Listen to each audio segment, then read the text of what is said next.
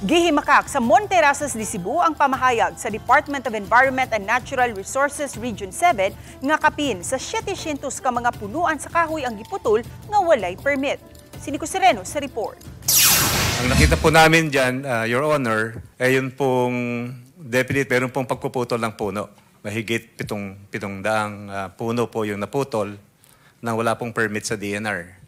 Kini ang giluwatang pamahayag sa Regional Executive Director sa DENR 7, Lodimir Salak, atol sa Senate Blue Ribbon Committee hearing sa miaging Biyernes. Sa resulta sa investigasyon, gisaysay ni Salak nga 734 ka mga punuan sa kahoy ang gipamutol sa developer sa Monterrazas de Cebu nga walay pagtugot sa DENR. Gani gipahibaw ni Director Salak sa Senate Blue Ribbon Committee nga bayran sa Monterrazas ug usa ka gatos ka mga punuan sa kahoy ang matag punuan nga ilang gipamutol nga way pagtugot sa ahensya.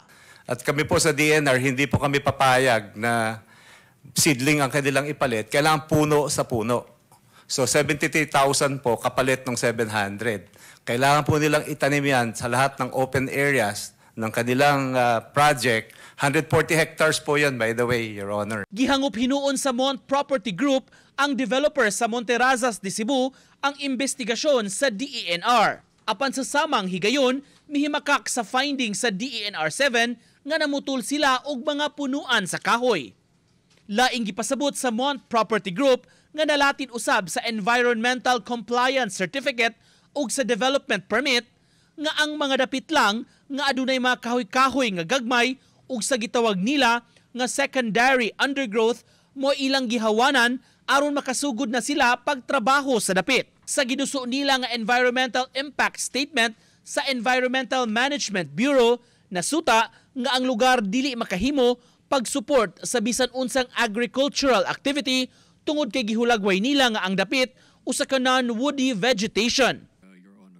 Wala na hinuon masukip sa ilang pamahayag ang tubag nga napo sa 33 ka mga kondisyon sa ECC gingong nalapas sa developer.